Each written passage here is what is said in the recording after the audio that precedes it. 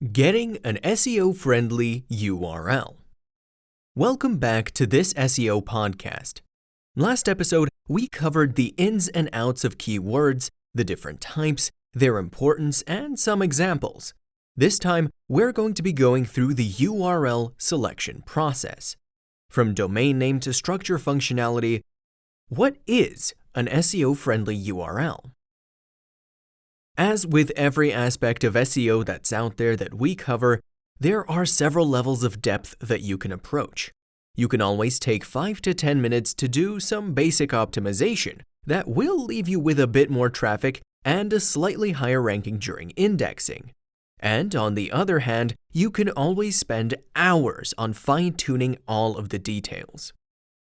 Aiming for a middle ground between those 2 points, URLs have about 5 key elements that you should aim to look at and improve.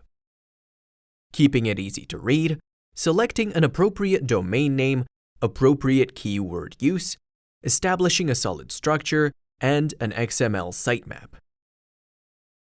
More or less in the order of how easy it is to implement, this list covers URL selection generally.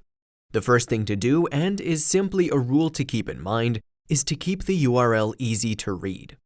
If you have something like mysite.com/homepage, it makes sense to anyone reading it, however little they know about the internet. Whereas something containing strings, hyphens, numbers, and IDs usually doesn't help anyone memorize it, let alone decipher it. This is absolutely taken into account by the crawlers, so make sure that anyone can understand what the page will display just by reading the URL. Next, selecting an appropriate domain name.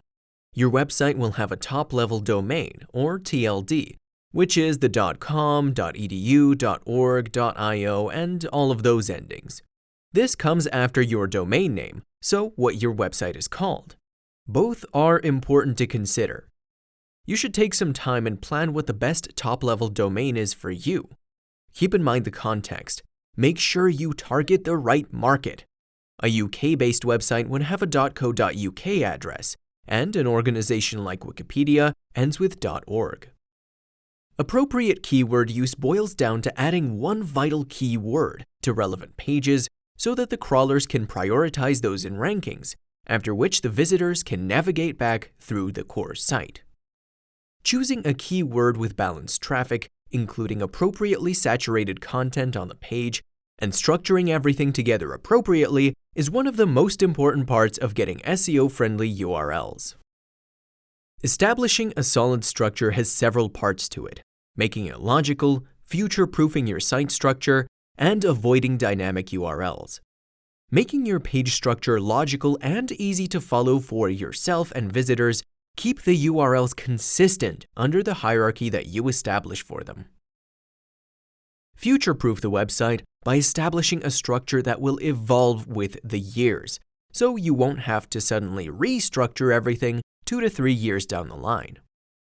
Dynamic URLs are those that have random numbers and letters and more in them that change per page and even depending on what's on the page. Have you ever tried linking to Google search results and gotten an extremely long URL?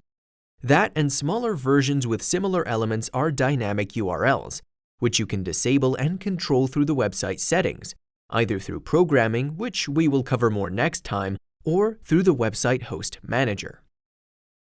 Finally, creating an XML sitemap. We'll be covering this in much more detail next episode, but this is essentially creating and uploading an XML file, which acts as a map to your website, hence sitemap. And this will let the crawler know more explicitly how to rank your website. Thank you for listening to this episode of the SEO Podcast. Tune in to the next episode to hear more about XML and adding information into a page's programming.